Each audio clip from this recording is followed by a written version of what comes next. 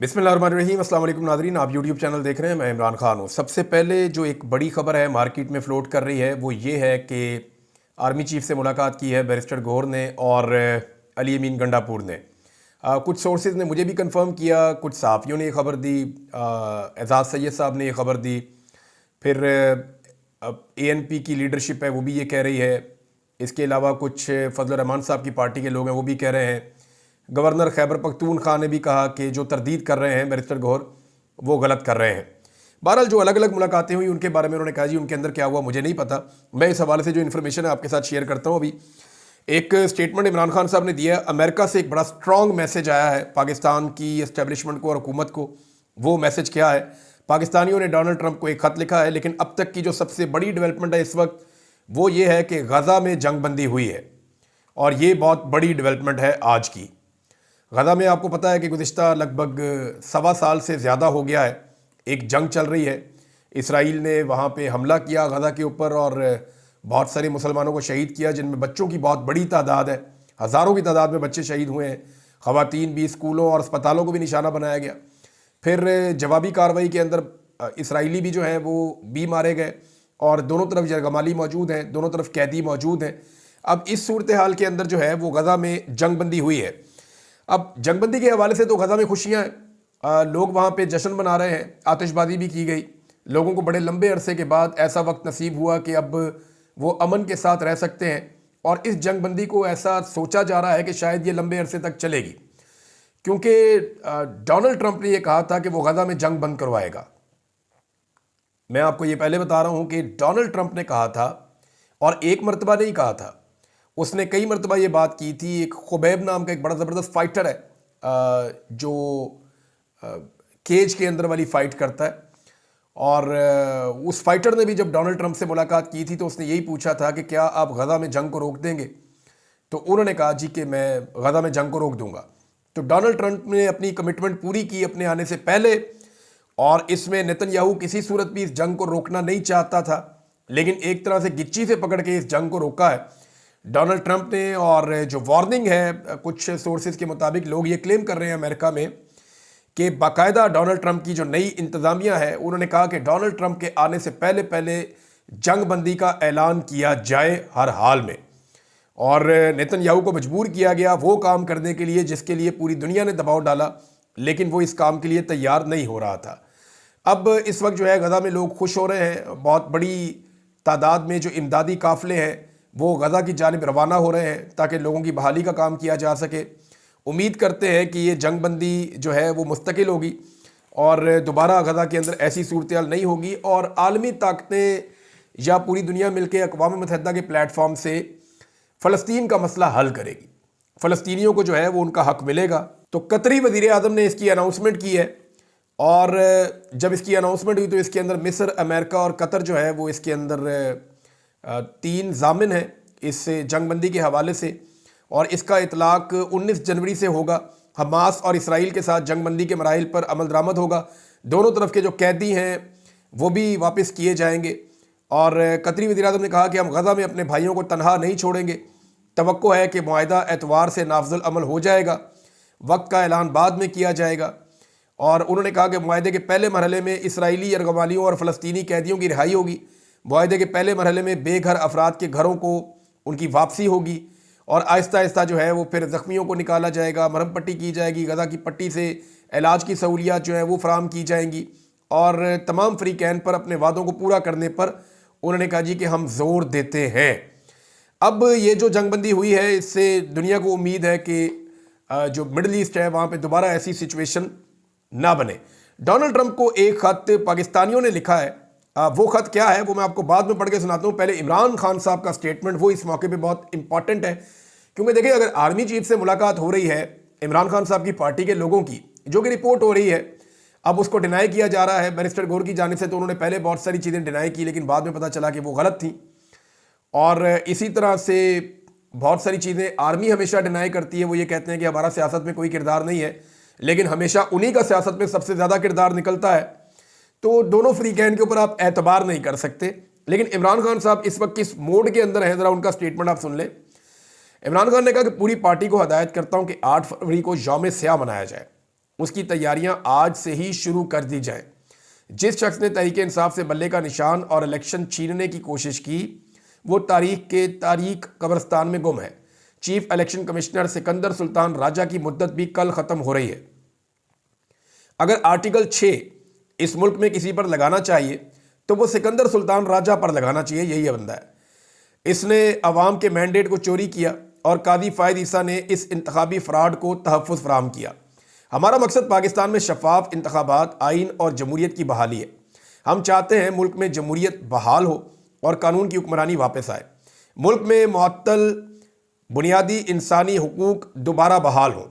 Senator Ejaz Chaudhary के protection orders जारी ना होना काबिल मजम्मत है। अगर हाउस इस पर कोई कार्रवाई नहीं करता तो मैं ये कहने में मुकम्मल हक बजानिब हूँ कि पाकिस्तान में जमहूरियत, आइन और कानून का मुकम्मल जनाजा निकल चुका है।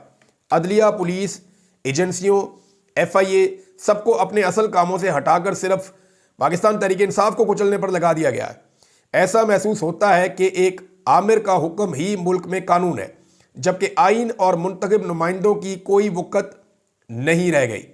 इंसाफ की फराहमी किसी भी मुमलिकत को चलाने के लिए बुनियादी तकादा होता है, मगर यहाँ 26वीं आइनी तरमीम करके अदलिया के हाथ पांव काट दिए गए हैं। पाकिस्तान की आला तरीन अदालत को नगीन कर दिया गया है, यानी उसको डाउन कर दिया गया है, और कोर्ट पैकिंग यानी जजेस की तादाद में इजाफा किया जा रहा है। सिर्फ मुझे सजा देने पर जजेस को नवाजा जा रहा है और मेरिट की धज्जियां बखेरने पर इस्लामाबाद हाई कोर्ट में इनका तकर्रुर किया गया है। कादी फायद ईसा ने सुप्रीम कोर्ट में इंसाफ का बिल्कुल कत्लेआम करके रख दिया था। इसके बाद अदलिया से इंसाफ की तवक्को ख़त्म हो चुकी है। हमारा मुतालबा है कि सुप्रीम कोर्ट बुनियादी शहरी और इंसानी हुकूकों का दिफा करे। सिविलियन के मिलिट्री ट्रायल की बैनुल अक़वामी और मुल्की कवानीन में कोई गुंजाइश नहीं है। हमारा दूसरा मुतालबा है कि 26 नवंबर और 9 मई के वाक़यात की जुडिशल कमीशन के ज़रिए आज़ाद इंक्वायरी करवाई जाए। मुझे मालूम है कि इन वाक़यात का मास्टरमाइंड कौन है। ये वही हैं जिन्होंने 9 मई की CCTV फुटेज गायब की है। हुकूमत की जानिब से जुडिशल कमीशन की मुखालफत की कोई वजह समझ नहीं आती, मां सवाए इसके कि वो खुद इस वाक़े में शामिल है। मैंने असद कैसर और उमर अयूब को अपोजिशन जमातों से रब्ता करने की हदायत की है।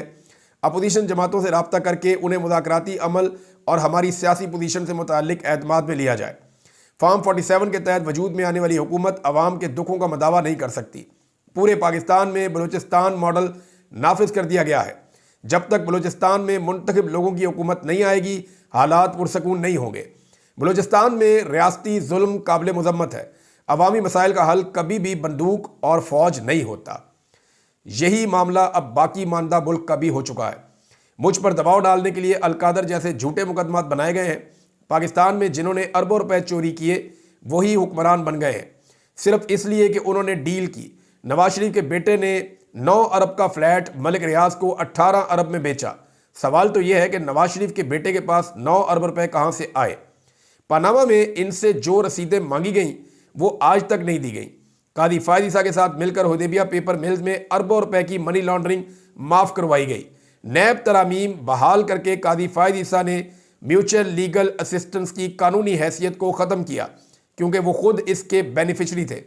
ये होता ही है कि आप MLA लिखते हैं और बाहर से आप दूसरे मुल्कों से आप इंफॉर्मेशन शेयरिंग करते हैं और उनसे मंगवाते हैं रिकॉर्ड, तो ये म्यूचुअल लीगल असिस्टेंस का एक तरीकाकार होता है। वो कादी फायद ईसा साहब ने उसको इमरान खान साहब कह रहे हैं कि जी ख़त्म कर दिया था, क्योंकि वो खुद भी अपना हिसाब नहीं दे पा रहे थे। कादी फायद ईसा की लंदन में मौजूद प्रॉपर्टीज़ हैं, उसका उन्होंने हिसाब नहीं दिया। नवाज शरीफ के पास 9 अरब रुपया कहाँ से आया, इसका हम हिसाब मांगते हैं। ये माफिया एक दूसरे की करप्शन बचाने के लिए हमेशा एक हो जाता है। यही पाकिस्तान के स्टेटस को और तरीके इंसाफ में फ़र्क है। मुझे भी डील ऑफर हुई, मगर जब मैंने कोई चोरी नहीं की तो समझौता क्यों करूं। मैं आखिरी दम तक डील नहीं करूंगा, ये इमरान खान साहब कह रहे हैं। अब इमरान खान साहब कह रहे हैं कि मैं डील नहीं करूंगा, तो आर्मी चीफ से पाकिस्तान तहरीक इंसाफ के लोगों की मुलाकात क्यों हो रही है। आर्मी चीफ ने एक स्टेटमेंट भी दिया ना, वो स्टेटमेंट इस मौके पे बड़ा मानी खेज है। आर्मी चीफ ने कहा जी गलतियां सबसे होती हैं, हम सब गलतियां करते हैं, और साथ ही उन्होंने ये कहा कि मिल के आगे बढ़ने से मसाइल हल हो जाएंगे। अब इस तरह के स्टेटमेंट अगर आर्मी चीफ की जानिब से आ रहे हैं तो इसका मतलब क्या है। इसका मतलब ये है कि कहीं पे वो भी चाह रहे हैं कि मामला अब हल हो जाएं। वो क्यों चाह रहे हैं मामला हल हो जाएं, इसके लिए हमें जाना पड़ेगा अमेरिका, जहाँ से मैंने कुछ खबरें इकट्ठी की हैं।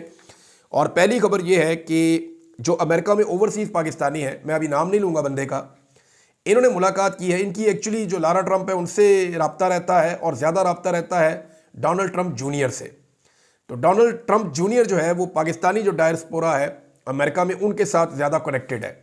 उनसे जब रब्ता किया तो उन्होंने यकीन दहानी करवाई कि पाकिस्तान में बड़ा स्ट्रॉन्ग मैसेज भेज दिया गया है हमारी जानिब से इंसानी हकूक़ की खिलाफ वर्जियों और इमरान खान के साथ होने वाले जुल्म और ज़्यादती के हवाले से हमने बड़ा स्ट्रॉन्ग मैसेज भेजा है, आप आने वाले हफ्तों में नताइज देखेंगे।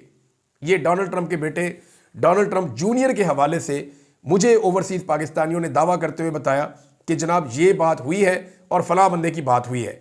अभी मैं उस बंदे की बात इसलिए नहीं कर रहा कि ये सारे उसको पै जाएंगे अभी रल के। तो मामला ये है कि डोनाल्ड ट्रंप जूनियर ने कहा कि जी बड़ा स्ट्रॉन्ग मैसेज पाकिस्तान में भिजवाया गया है, आइंदा चंद हफ्तों के अंदर आप पाकिस्तान के अंदर बड़ी तब्दीलियां होती हुई देखेंगे। उसके बाद जो हमने पहली तब्दीली देखी वो आर्मी चीफ के रवैये में थी। उनका बयान आया कि गलतियां सबसे होती हैं, मिलकर चलना चाहिए। बड़ा अच्छा बयान है उनका। और पाकिस्तान तहरीक इंसाफ के 2 लोगों ने आर्मी चीफ से मुबैना तौर पर मुलाकात भी की है। अब देखें, डोनाल्ड ट्रंप के एक सख्ती के बाद नेतन्याहू जैसा बंदा जो पूरी दुनिया की बात नहीं मान रहा, उसे जंगबंदी में जाना पड़ गया। हालांकि वो जंगबंदी में नहीं जाना चाहता, लेकिन उसे गिच्ची से पकड़ के जंगबंदी में ले गए। अब पाकिस्तान की एस्टेब्लिशमेंट और पाकिस्तान की हुकूमत जो है वो तो खुद कहते हैं कि बैगर्स आर नॉट चूजर्स, कि हम तो कुछ चुन ही नहीं सकते, हमारी तो औकात ही कोई नहीं है। वो खुद कहते हैं कि हम वेंटिलेटर के ऊपर है। पाकिस्तान के वज़ीर दिफा का स्टेटमेंट है और किसी का नहीं है। पाकिस्तान का वज़ीर आज़म कहता है कि हम तो भिखारी हैं, हमारी तो कोई चॉइस हो ही नहीं सकती।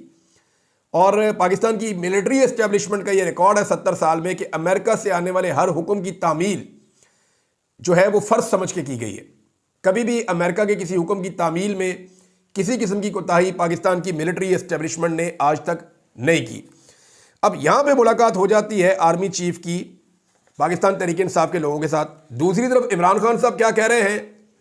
इमरान खान साहब कह रहे हैं कि जनाब नहीं, और वो नए इंतखाबात की भी बात कर रहे हैं, मैंडेट की बात कर रहे हैं, और वो ये कह रहे हैं कि मैं डील किसी सूरत नहीं करूंगा।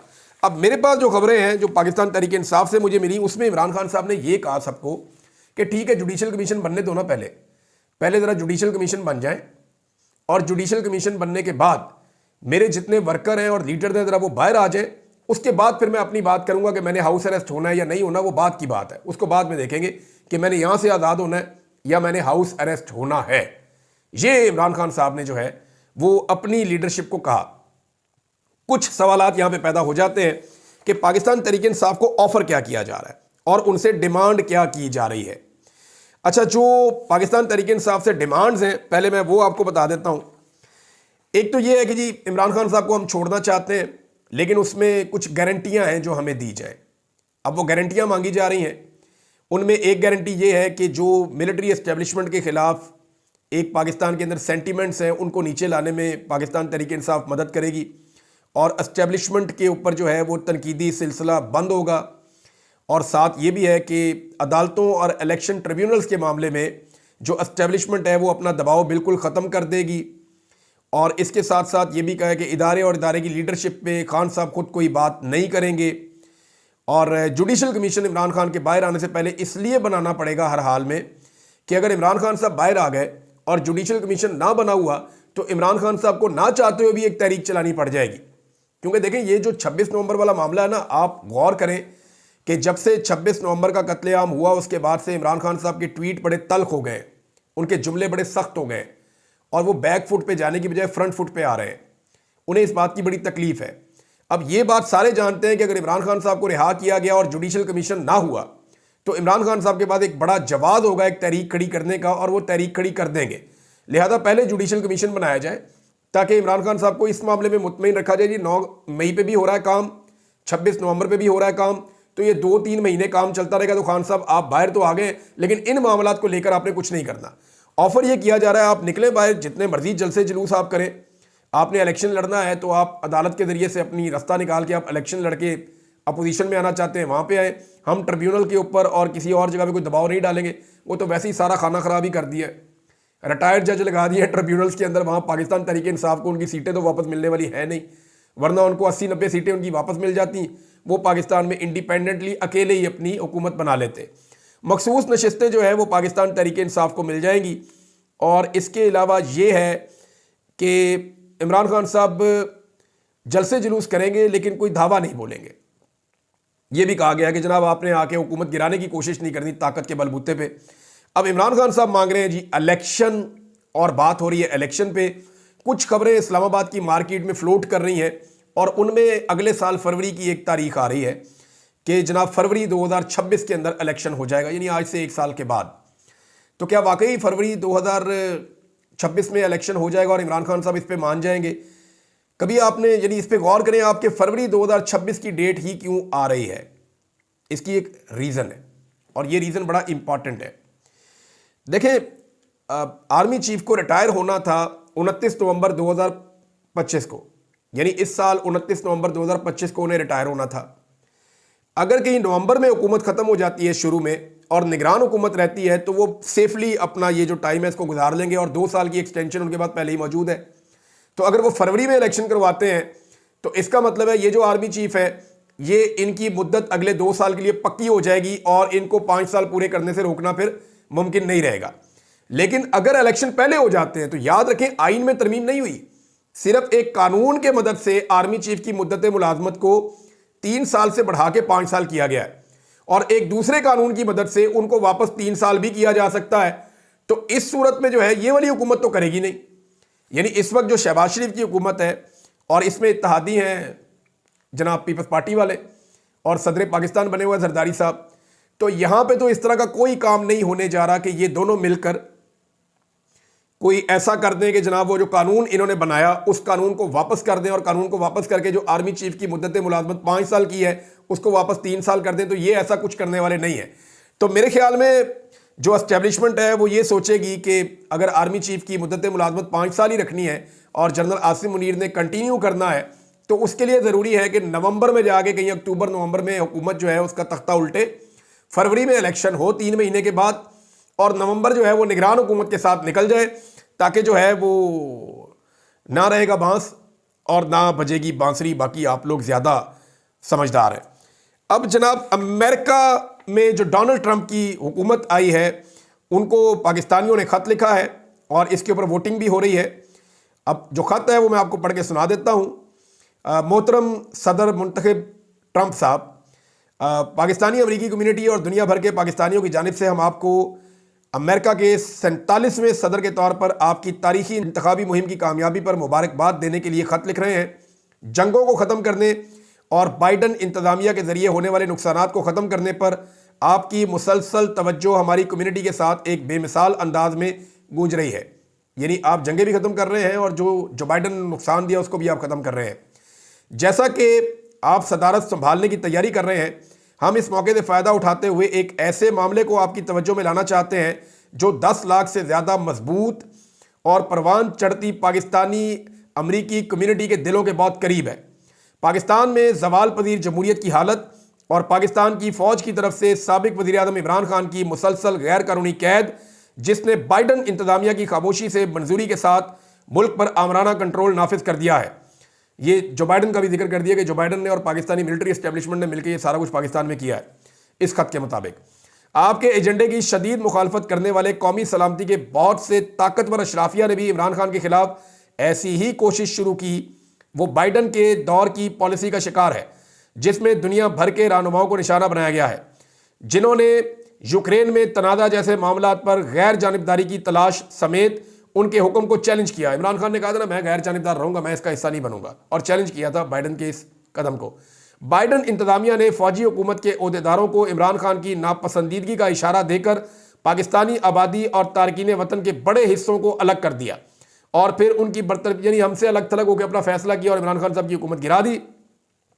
इनकी बरतरफी के लिए मुस्तहकम सियासी और सफारती एक पूरा माहौल बनाया गया, जिसकी वजह से फौज के ज़ेरे असर या उनके कंट्रोल में गैर मकबूल और बदउनवान जमातों को दोबारा जमा करके एक हुकूमत कायम कर दी गई पाकिस्तान में। आज तक इमरान खान की तहरीक के तकरीबन 10,000 हामियों को बिला जवाब जेलों में डाला जा चुका है। जमहूरियत के हामी सीनियर रहनुमाओं को धोखाधड़ी का सामना करना पड़ता है और सहाफ़ियों को और सोशल मीडिया के कारकुनों को मामूल के मुताबिक अगवा किया जाता है, जबरी तौर पर लापता किया जाता है, तशद्दुद का निशाना बनाया जाता है और पाकिस्तान से फरार होने पर मजबूर किया जाता है और बहुत सारे जो सहाफ़ी हैं वो बेचारे सिक्योरिटी की वजह से, सिक्योरिटी फोर्सेस से तंग आकर जो है वो दूसरे मुल्कों में पनाह लेने के लिए मजबूर हैं। मुबैना तौर पर पाकिस्तानी फ़ौज के बराह रास्त हुक्म के तहत एक बड़ी जमहूरी जो रैली थी उसके ऊपर फायरिंग की गई, जिसमें सैकड़ों अफराद हलाक और ज़ख्मी हुए।